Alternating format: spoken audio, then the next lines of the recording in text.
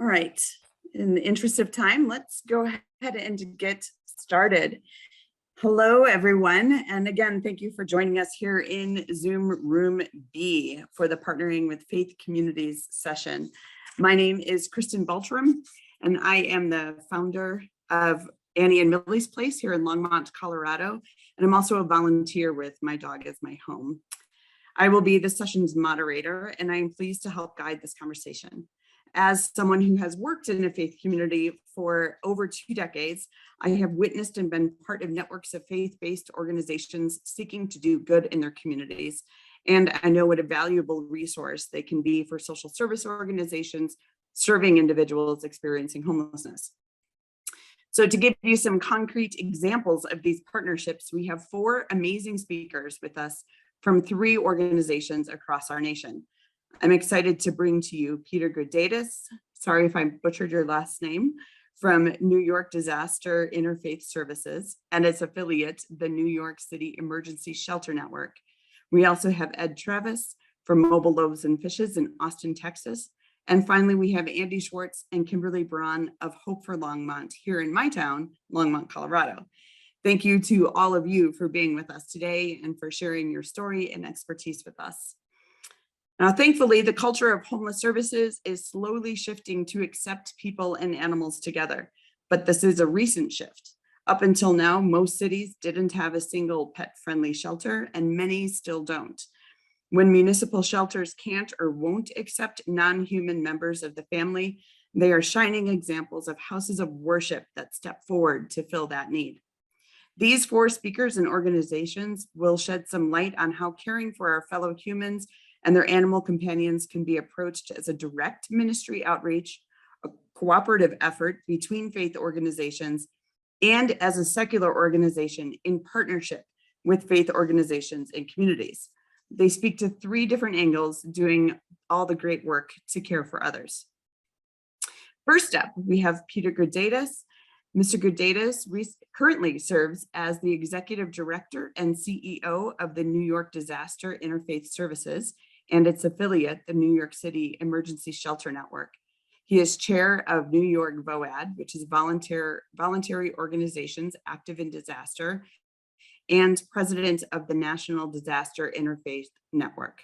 Mr. GUDAITIS, we're very excited to understand more about what is happening in New York. Thank you so much for joining us. Please take it away. Thank you. It's nice to be with everyone today. As Kristen stated, we have an affiliate nonprofit, which is called the Emergency Shelter Network, which consists of 41 emergency respite bed shelters in the 5 boroughs of Manhattan. Those are shelters that range in size from 6 to 20 beds for street homeless individuals who seek shelter for the evening. So it's a 1-night placement at a time through the New York City drop-in centers, which are 6 facilities around the city where an individual can go to seek assistance for the evening. They can also get a variety of other wraparound services there. Starting just before the pandemic, we had been approached about finding one of our sites to pilot a co-shelter. Since there are none in New York City, the only way you can get into a city shelter is through, with an animal, is to have that animal certified as an emotional support animal. We want to certainly be able to bring those certified animals into the shelters, but we also wanted individuals who had not yet been able to achieve that to be able to find a bed for the evening. So we house approximately 380 people a night. If we look at the city shelter system in general, so residential shelters, transitional housing, again, that system, you must have a certified animal to enter into the process. About a year ago, New York City council created some legislation that required the New York City Department of Homeless Services to come up with a implementation plan to on how to accommodate animals in all city shelters. The de Blasio administration was not able to get that report before the end of their term, and the report has not yet been submitted to the new administration. All this is happening at the same time of the pandemic, of course, which has made everything exceedingly complicated. We are in the process currently of advocating that the city require all of our shelters to allow animals. That's a little bit controversial, to be sure, because we've had a lot of pushback from congregations about animals. There's a lot of concern about how the spaces are cleaned and the air will be filtered, and whether or not there will be dander and other allergens in the air that will affect people as they come into the morning, as they come into these spaces in the morning for services. And obviously all these congregations offer a variety of things during the day in the same space where the shelter is located. Nevertheless, through a grant from the PetSmart Foundation, this is what we've been advocating for, as well as the piloting of this shelter. The pandemic has delayed things, as I said, but you may have read recently that New York City has lifted all COVID restrictions as of today. And so we are very hopeful to get this pilot shelter finally opened. Many of our shelters, however, have elderly volunteers, and this has been a challenge throughout the pandemic, a concern that they won't return because of COVID. So we are also now shifting, pivoting, if you will, our volunteer outreach towards younger volunteers to make up what we know will be a deficit in returning older volunteers. We also now have to consider training not only for how to be effective in working with the street homeless who come in for a safe bed for the evening, but also educating volunteers about what it means to be around those guests and their animals. We have also now started partnering with congregations and animal care organizations across the city to try to begin to offer more frequent clinics for street pets, to provide everything from basic grooming services, so just general hospitality and concern for the person and their animal, free food for the animal as well as the person, as well as free veterinary care, and helping people register to get their animal certified as an emotional support animal, and to cover the cost of securing a license, which is not currently given for free to those experiencing homelessness.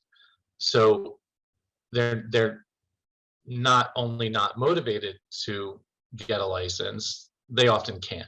They just can't afford it. It's not a priority over simply surviving. We are also working on pet animal food pickup locations.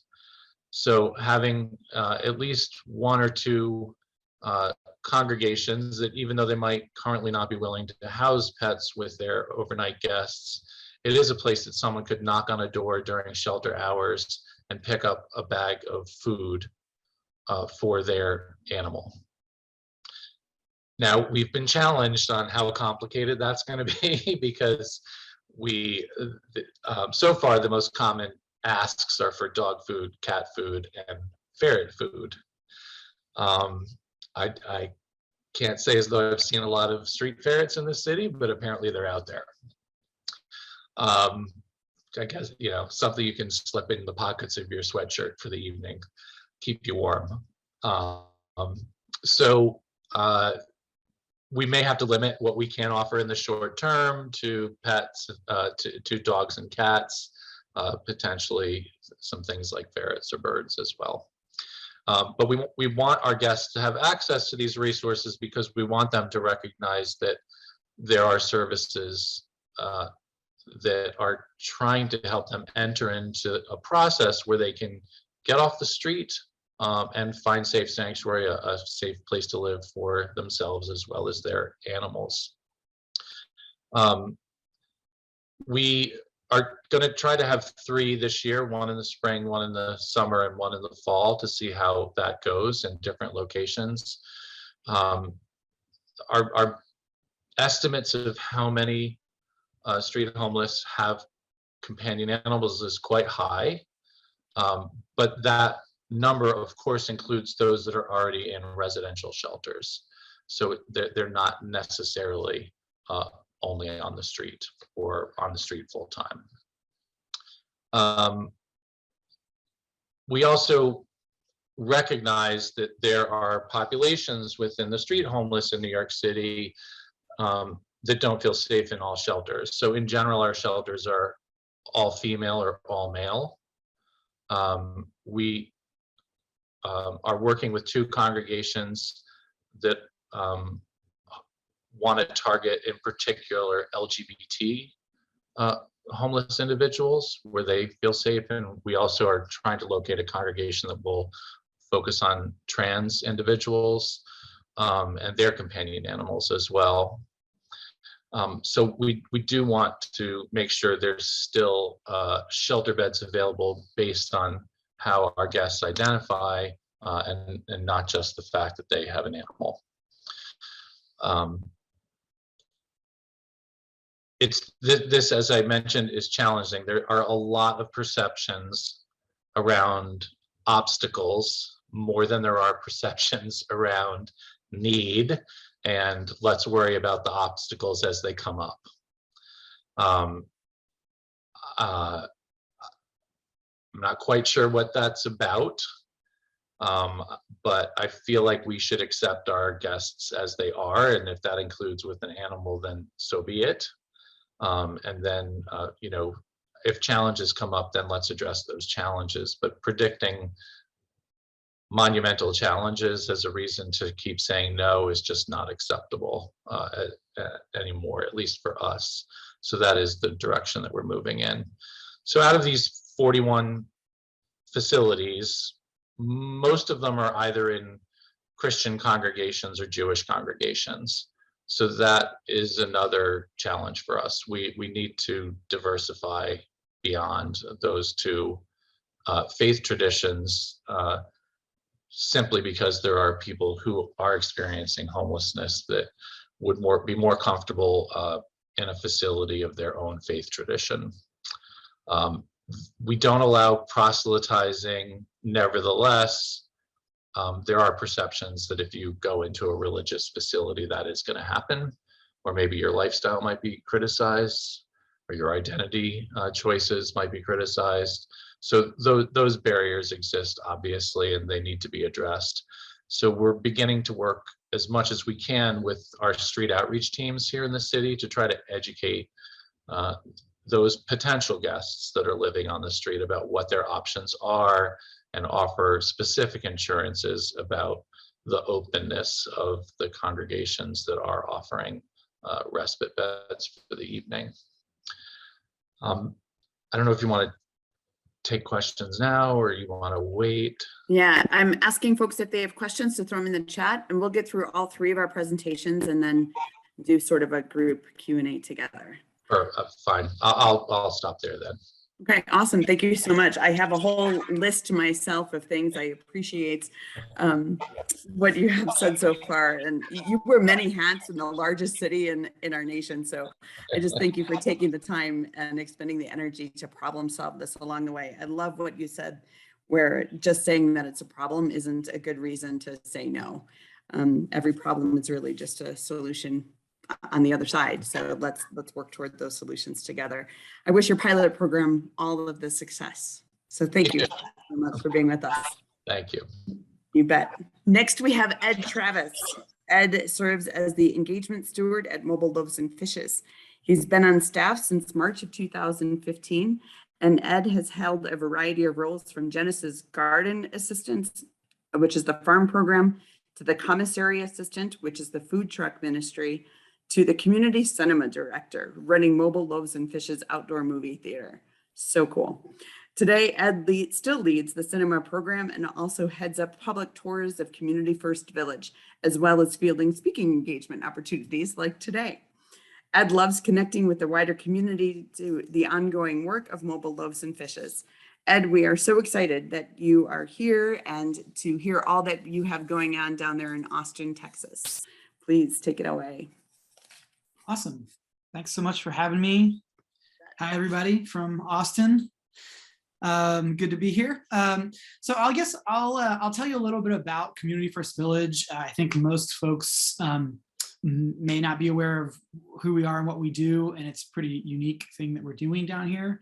And I'll definitely get around to speaking some to the role of pets and animals in our village. But so Mobile Loaves Fishes is the organization I work for. It got its start in 1998. We started out as a food truck operation, bringing food and clothing to people directly on the streets of Austin.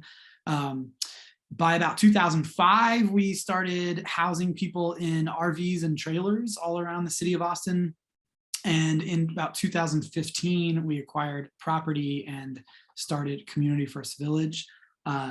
This is, I'm now sitting here at the village talking to you. It's a 51-acre property, and we have about 320 people who live out here full-time at Community First. We've also acquired a couple of other properties that we are in active development on, and so we are looking at ultimately housing about 1,900 total people with permanent, long-term supportive housing for the chronically homeless in Austin, Texas. So it's already a busy, bustling place at 320 people down here in Austin, but we're just kind of buckling up our seatbelts for a massive, massive growth up to 1,900 people. In terms of what we do, we talk about it's permanent supportive housing for the chronically homeless. So we're different than a lot of places in the country in that this is a welcome home kind of situation. We are looking for people to come and be here for the rest of their life if they would like to be. They do need to pay rent and obey the law and obey the rules of the community. And if they can do those three things, they're welcome to live out their days with us at Community First Village. I'll tell you just a little bit of philosophy that I think is really key to what Mobile Loaves Fishes does and kind of why we do what we do, which is that, in 23 years of working with the chronically homeless of Austin, we've really come to believe that the root cause of homelessness, the root issue, is what we would say is a profound and catastrophic loss of family. And so, do we address drug and alcohol issues at the village? Yes, absolutely. We have folks dealing with those things all the time. Mental health struggles, absolutely. Job loss, career loss, all those kinds of things. We deal with all those things every day. But for us, we've kind of identified that those are sort of like symptomatic issues of this deeper disconnect from probably a traumatic disconnect from your family and a traumatic disconnect from your social safety net, your security, right? So we're called Community First Village because we really believe that housing is never going to solve homelessness, but that community will. And so when we say, hey, we're doing permanent long-term housing, what that means is really, yes, it's great to have four walls and a roof over your head. And when you get the keys to your home, we hope that really gives you the space and the time that you'll need to just settle and be, and not have to worry about your immediate safety and security and all those kinds of things. But we also don't think that at that moment you've sort of everything about your homelessness has just magically disappeared because you have four walls and a roof around you. So we have this supportive suite of services that are available to neighbors that live out here at the village. We partner with other nonprofits, and we also have our own services, but there's, health services, there's financial services, there's drug and alcohol support, there's conflict resolution and de-escalation. There's health, just like doctors and nurses here on site. So there's a whole suite of services, and there's micro enterprises out here, of which my cinema that I run is one. So our neighbors who live at Community First Village have job opportunities available to them right on site. So they're contract based, they're very flexible, that are really designed to fit our neighbors' needs, but they have the opportunity to essentially earn the income that they'll need to pay their rent and live at Community First Village in a kind of lifelong way. So because we're talking about welcome home, this is your home now. We're offering you this opportunity to sort of reconnect with a sense of family and dignity and purpose and hope and all those things that we need. We're not turning people away because they have an animal, and as a matter of fact, when you talk about that profound catastrophic loss of family, these animals are frequently their family. They're you have story after story of people taking care of their pets' needs before they take care of their own, in terms of, hey, I've got $5, I'm going to feed my dog before I feed myself. And you hear those kinds of stories constantly. And so, at the village, I think that's something that people ask questions about a lot. I give tours virtually every day, and people are often very curious about pets and animals. For us, it's kind of like a no-brainer. I mean, yes, pets are welcome and allowed. This is our huge focus on relationships and on family and on connection and all those kinds of things. Of course, allow for pets and animals that are like family to be here in a long-term capacity. Just a couple of little anecdotes. One is that we, because people live here long-term and for life, that means people die here. We have people passing away, and I don't know how many dogs and cats now have found new homes with other people in the neighborhood, because basically we all know each other. We're all sort of caring for each other. And so you have some of the pets at the village are like celebrities, I mean, I see pets going by that I 100% know who their owner is. I know their story. I know what kind of animal they are. And you have situations where, there's animals that are finding new homes out here at the village when their owners pass away. I've also heard recently a story. One of our neighbors, she owns a pit bull, and you probably are aware that even a lot of places that would allow animals maybe wouldn't allow a pit bull. And she was ready to stay on the streets until she found a place that would allow her to live with her pit bull, because that's her family, right? And so she has been able to come out and live with us. I didn't even know this story until the other day. I just heard about this story because someone knew I was talking to you all. Susie, our neighbor, who's been with us for so many years and is to me such a vital part of this neighborhood, I never knew that she had been essentially waiting for a place to be where she could be with her animal, and this was the place. So that's really kind of an awesome thing. But so I'm sure there's a lot of questions people will have after the fact, but that gives you kind of a big picture of what this place is and what we're doing, and a little bit of how animals are an important part of family here at the village. Awesome. And Stephanie has your video queued up and ready to go. Is this? Oh, great. I forgot about the video. So yeah, the video is just going to give you guys a great visual and overview of the village as a whole and how it works. And so it'll give you some more visuals than I could. Yep. All right, I'm gonna get that going. Yep, gonna get that going right now.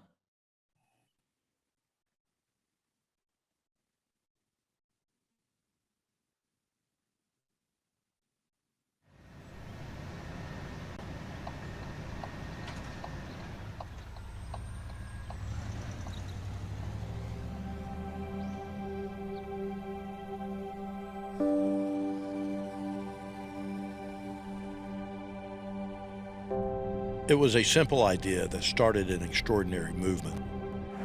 When we first started our food truck ministry 20 years ago, we didn't have a perfect plan in place. In fact, we knew very little about the root causes of homelessness. What we did know is that God called us to feed our homeless neighbors living on the streets. So that's what we did. We quickly learned that homelessness is a result of a profound, catastrophic loss of family. Truly, helping our friends would require more than just food. We had to create a new kind of community, one built for the despised, the outcast, the hopeless, and the abandoned, a place they could call home. Community First Village was our answer. This one-of-a-kind neighborhood, a 51-acre development, is changing the model for how we engage our homeless neighbors and feed the relational emptiness they've experienced for so long. We help lift them up off the streets, out of the camps and alleyways, and provide a path toward healing. What has been simply amazing is how so many people have rallied around this movement. People from all walks of life have poured in their time, talent, and treasure to make the Community First vision a reality. And what we've built together is truly extraordinary. This is a place where lives are being transformed every day, a place where our friends are empowered to cultivate with purpose, where they can use their gifts and talents to earn a dignified income. It's a place where they are loved, where they are known, and where they can settle. Real people who have lived through tremendous suffering are finding life all over again.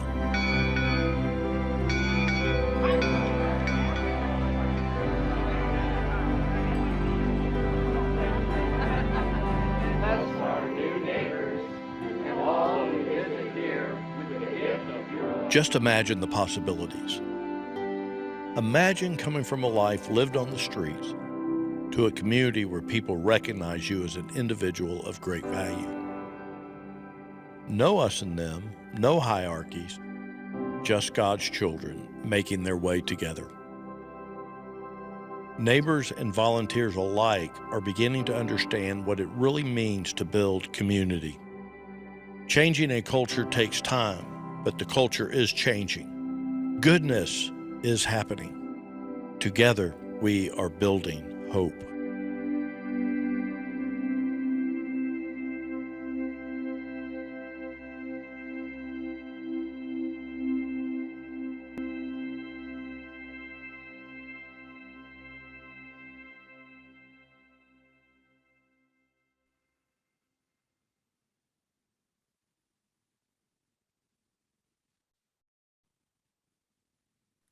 Great, thank you so much, Ed. The innovation that's coming from Mobile Loaves and Fishes, it's tremendous. And the fact that community building, even for the pets, where the pets feel like they know the other people who are there and their other pet buddies, it really sets you apart as different from some other organizations. And as a family member who has had our own emotional catastrophic loss of family when we lost my sister to her homelessness, I appreciate what you are doing, stepping in, being the family that families cannot be sometimes. And that we're on the other side of what you're doing, and I appreciate that. That's you're acting on behalf of those of us who have had to draw some boundaries. So we appreciate that you're out there doing the good work. Thank you. And last, but certainly not least, we have representatives from Hope for Longmont, Kimberly Braun, the Director of Development, and Andy Schwartz, the Volunteer Street Outreach Coordinator. Kimberly is a minister, author, speaker, retreat facilitator, and meditation coach, and has been consciously on the path of self-realization from the age of 5, with over 10 years of her life spent as a Carmelite monastic nun. Her master's in theology was completed in 2001 in Washington, D.C., and is concentrated upon the adult spiritual journey. Her passion is to inspire others to awaken to and live from the power and wisdom that lies within them with ease, stability, and joy. Her entire life is one of upbuilding humanity, and presently she utilizes this passion in service to the unhoused in our midst and in the education of her community to understand the complex issues involved in housing the unhoused. Andy Schwartz feels privileged to have a job in the field of homeless services and volunteering with various homeless support organizations and soup kitchens throughout his entire adult life. His career in banking and interest in volunteering began in Los Angeles before moving to the New York City area. After 25 years raising his family there, the opportunity arose to move to Colorado, a place he had been regularly visiting since the 1990s. Andy moved to Colorado with the purpose of working in human services. Homelessness and the human condition have been of great interest to Andy for as long as he can remember, and he feels lucky to be able to work in a field where he is able to make a difference to the people that need it most. So thank you both, Kimberly and Andy, for joining us. We appreciate you being here. Kimberly. Fantastic to be with you. And we wanted to start by sharing our mission video with you, which gives a sense of the path that Hope has been on since it came about in 2007. Getting that going for you right now. Yay!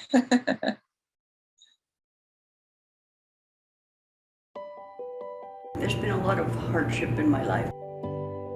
I was homeless because my mother had just passed away and we were sharing rent and everything, and after she was gone, I couldn't afford it myself. I became homeless. I was homeless for a year and I found hope. Hope exists that the unhoused may have a home.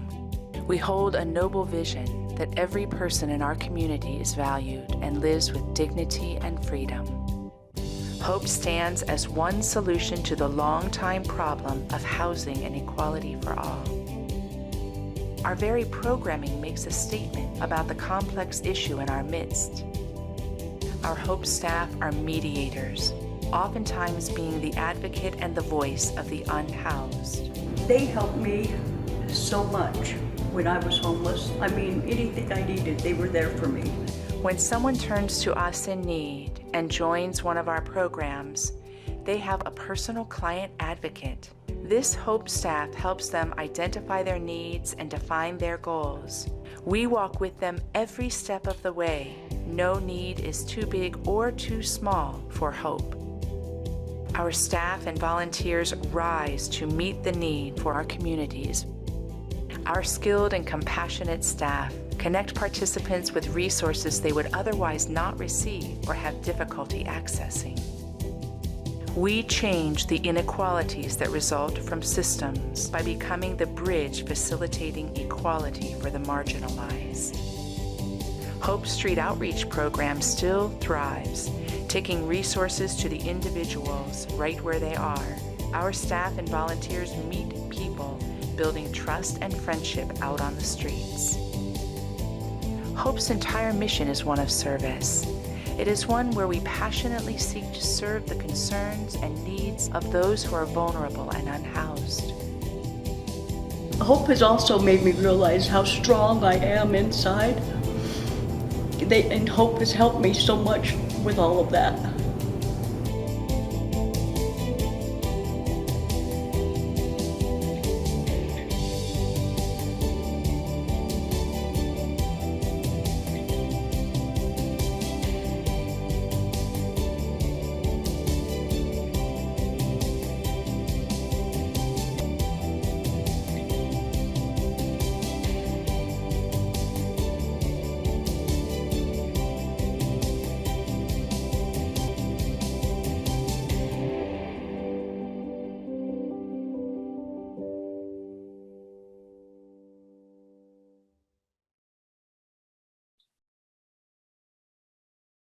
Thank you.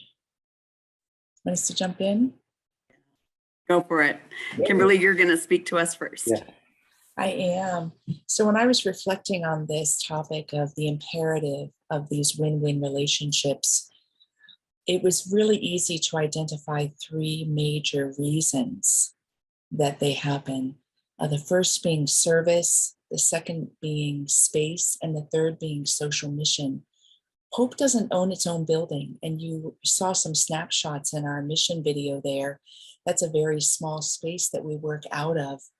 When we started in 2007, we had just simply some vehicles and volunteers that made a commitment to help anyone out on the streets so that no one would die. They were responding to a handful of individuals dying on the streets in a really rough winter here in Colorado.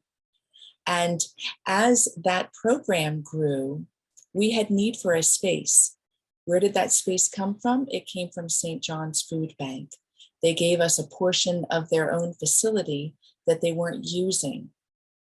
Oftentimes, you know, in the United States, we are so rich with resources and services, and yet those among us that have traumatic internal or external challenges can have a really difficult time accessing those resources. Having a space where we could collect donations, where we could have computers set up so that people could knock on our door and we can help them individually. Having a place where people could receive their mail. Having a very small space, if you saw it, where many of us work on computers accomplishing monumental tasks, elbow to elbow, has been invaluable. And that lets us as well channel the funding that we receive entirely into our greatest asset. And our greatest asset are our staff, are the individuals that meet our clients one-on-one. When we first got this space at St. John's Food Bank, we were instantly able to increase our street outreach services. And since we've begun, we've had 15,981 hours of street outreach service. And we have been able to offer resources numbering over 1.7 million to people who know us, can knock on our door, that we've built trust with them, and they know that they can rely upon us, whether we meet them where they are, whether they come to us in this location. In 2018, it expanded and we received some funding to offer shelter and navigation services 6 months out of the year. And in doing this, we leaned into more faith communities. We've had numerous ones, but our longest standing shelter spaces have been Journey and Faith Point Church is right in our midst. And this speaks to space. There are so many buildings that have spaces that go unused during the very hours that shelter can take place. The faith communities that we're in partnership with see that. They see that, oh, they use their parish hall only on these nights or only on this day. And they made the spaces available to us so that we could broaden our resources, broaden what we offer to the community. And as a result, we have been able to offer more than 7,000 hours of client advocate services because we have a place where we can meet with people. 6 months after that, we expanded to year-round shelter. And then in 2020, noticing that the needs went beyond what we offered with navigation services, we received funding to start our safe parking program. That partnered us with, starting with one faith community in the area. Within 6 months, we had created 3 partnerships with 3 different faith communities, with one place being a hub, where we could offer a space for individuals who have barriers to traditional sheltering, mainly individuals with pets and animals that they call their family members, families where they have children and can't use our regular shelter system, and even individuals with PTSD where they can't go into a really big lighted gym space or a space where there's going to be a lot of frenetic activity. So this could only happen because of the faith communities right in our midst. And our safe lot was so popular that in 2021, so we had 3 in Longmont and we have 5 faith communities in Boulder proper that are waiting for us to have the funding to partner with us. We received over 300 applications. We housed 29 people in just our first year and reunified 18 more individuals. With all of this partnership, we can further realize that social mission happens on the local level. It lets us penetrate our community. It lets us bring in more individuals than just our staff members at Hope. It broadens out our volunteer teams.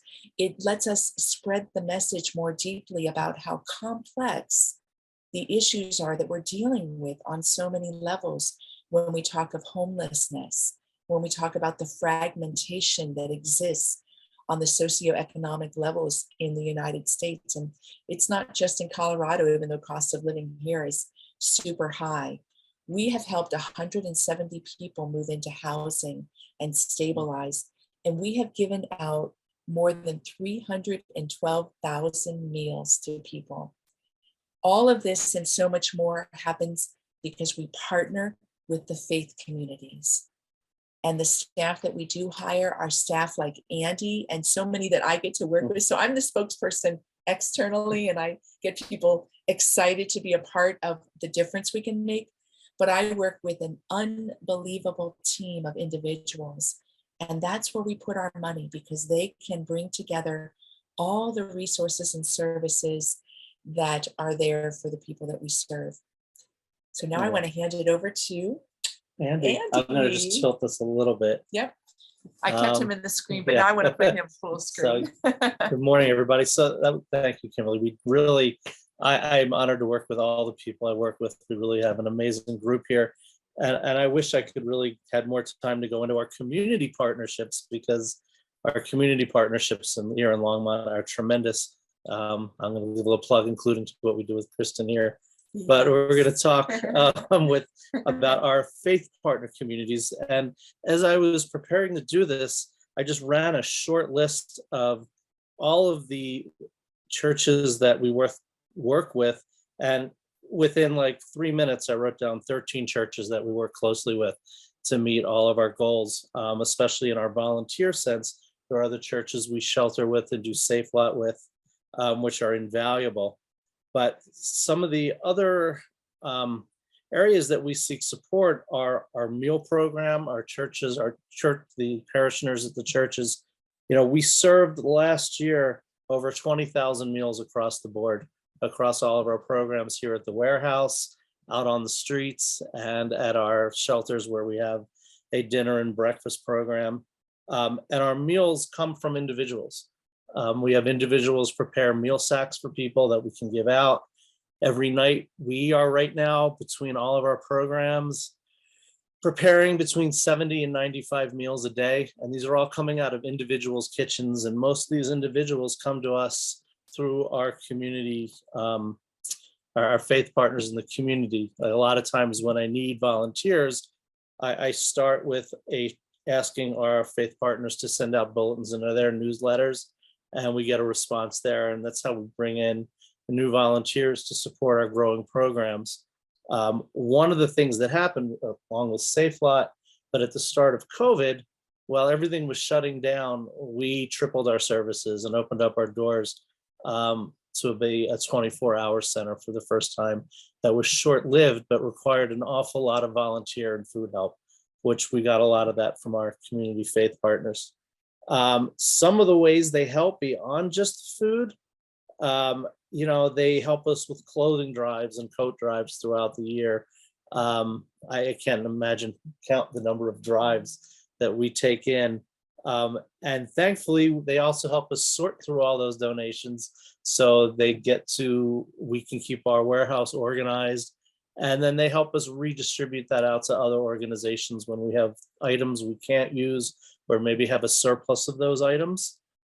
We've counted on them for laundry help when we have trouble with our laundry facilities.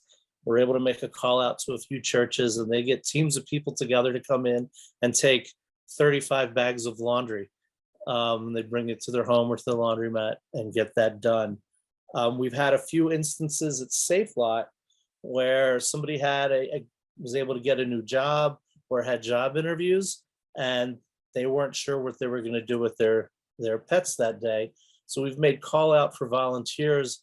It is amazing how many people are so happy to take a pet in, like for a week, for a few days. People excited. They already have 4 dogs that run around in their backyard, and they get to bring in another one to be part of the pack. Or somebody maybe just recently lost a pet, and they can have some extra companionship that week. We are hoping to be able to work very soon to have a place with a professional dog care facility for day-to-day people that need a place for their dogs during the day. And obviously that's just temporary. It's just something so the pet has a place to go, and as that person works towards housing. The other faith partner, we have a new one coming up. We're going to be hopefully working with a small church that's looking to start an outdoor ministry. which is something I think that used to be here in Longmont that disappeared. So I'm excited about that. I could probably go on and on, but I'm getting the 1 minute flag. Yes, it's about time. But so what we do here, we couldn't do without our faith community here. No matter who the person is and what their family situation is, they're invaluable. That's awesome. I really appreciate, I firsthand have seen the work of Hope in this community and really appreciate all that you guys do. From the Safe Lot to the overnight sheltering. It's been great to have you all as partners and just to live in a community where this kind of outreach exists. So I'd like to open us now to the Q&A portion, or Q&R, depending on how you want to respond or answer a question. So I'd like to invite audience members. We do have some questions in the chat already. But just a quick reminder that while you're getting your questions prepared, I'd like to remind us that this conversation is not intended to delve into competing theologies of service, but instead to center on how the general broad scope of being called to serve is really what so many of all the faith traditions have in common. And that's a great place for us to start working together. So I'm going to start with a couple of questions. I know that there's some that have been in the chat already. That I see that there's been some responses to, but one of them, I don't know, whoever wants to grab this question about, I really love the idea of safe parking. We have about a population of 30 to 50 people who have burnt so many bridges that there's nowhere for them to go. But how long do people usually stay at your shelter? And so I think you could, that question can go to either New York or Longmont or anywhere. Since Ed, you're more of a permanent housing, what's the shelter response for how long people stay in that sheltering system?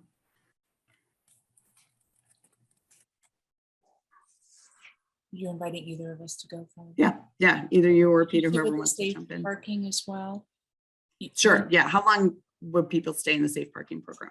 Do you know what's looking, when we first opened the program, we had to set some of those light expectations. What could we, look that we were going to be supporting? And we started out with a 6-month plan that it would probably take 6 months. And in the first year, it was really 2 months or less because of the intensity and the intimacy with which we work with the individuals to help them with whatever they're needing. Shifting towards having housing again seems to happen pretty quickly. And our sheltering program has a wider spectrum of needs, and you're going to have more that suffer deeper trauma leading to chronic homelessness. So the process can be longer.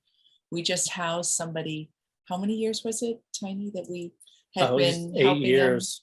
8 years, and he is now moved through his own healing process to the point that now he has a home. So yeah, right. But our support didn't stop with him getting housed, right. Because he needed much more help adjusting from one lifestyle to another lifestyle. And that transition is normally not easy.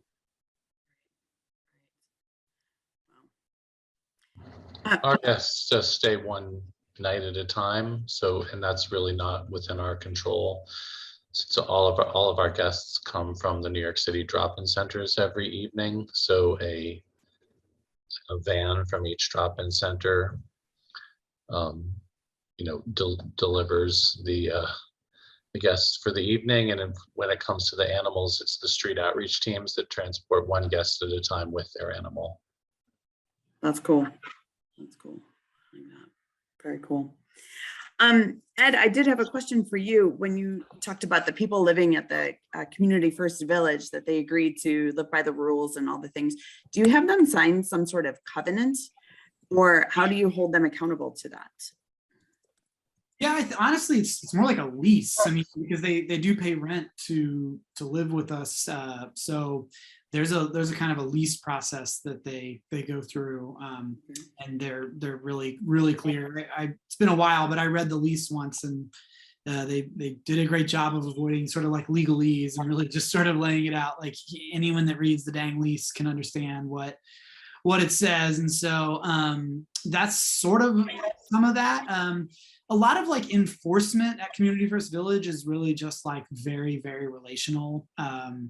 it's just about working with individuals where they are and kind of meeting them where they are. There's definitely people who are using. You don't have to be sober, clean and sober to live at the Village. That's another, it's permanent. So when we say welcome home, we're welcoming you home with what baggage you are bringing with you. And that's okay. We sort of elevate the idea of what community means to say, hey, you're bringing your mess with you, and we're just a kind of a big messy community, and that's all right. That's awesome. I think a lot of people think that, they act like their community is not messy, and it's like, look, there's just as many addicts and mentally ill people in your neighborhood as there are at Community First Village. It's just we talk about it more. Absolutely. Absolutely. Even in my own home, I have a sign just as you're walking out the door that says, remember, as far as everybody knows, we are a nice, normal family. So, Yep. You put that on the front entrance of Community First Village property. Right. That's awesome. There's a question. Does anyone have a prepared training to introduce volunteers from the faith community to ideas that they may not be familiar with, like LGBTQAI+ identities, harm reduction, housing first, cultural humility, etc.? And would you, if you have that resource, would you be willing to share it? Or do you know anyone who does? It's a brilliant idea. I think that with the intensity of how full everyone's plate is in the motion of service, we're not able to really develop that kind of training and inquiry process, but we do it one-on-one. And I know here in Hope, I've been working to have a lot of panel discussions and things like that, where the faith communities are invited into the discussion. We had one on diversity and equity, another one on red lines, another one on drug reform. And those are broader contexts that people can learn from and create context for that kind of training. But I think it'd be a brilliant idea, and would definitely strengthen the community. Yes, for sure. I'm going to bring that back to our larger networks and see if that's not something that we could put together in some way, shape, or form. It'd be awesome. Peter, you talked about having food as like pet food drop-off locations. I know that's some of the work that Feeding Pets the Homeless does, is posting on their website where food pickup locations might be. It's a great resource, and I know that it's a big thing. My own congregation here in Longmont has a little pantry that is just like a little, I don't know, a 2 by 3 foot pantry that's just outside, and anybody can stock it and anybody can take from it. And it's just stocked regularly by volunteers, and there's pet food in there as well. So Ed, I'm wondering, like, could the Community First Village build a whole bunch of these and then ship them to all the congregations in New York and Longmont, and like we all work together to have food pickups, and then we put them on the map at Feeding Pets for the Homeless? Like, how fun would that be to connect our organizations together? We've been working with a group on, they're based on the Lower East Side of Manhattan, called Artists, Athletes, and Advocates, and they have been setting up a network of street fridges for a plant-based diet. So there's no proteins or meats in any of these fridges, but we Minute warning, by the way. Okay. Yeah, we've been talking with them about adding pet food as an offering to those fridges, but we're always open to new ideas and partnerships. That's awesome. Just Very to good. unmute for a sec, Peter, you should talk to Chili's on Wheels in New York City. They're all vegan, and they're like, they do every Saturday an outreach in Tompkins, but I'm pretty sure they'd be good to talk to. But they were affiliated with some of the fridges, one that was at a boxing gym in Soho, I think. So What's the name of the group? Chili's on Wheels. We're going to be redirected in 10 seconds. All right. I'll get your email, and I'll email you. I'll email Thank you all. Thank you all for your time and energy. Great and being to be with with us today. everyone.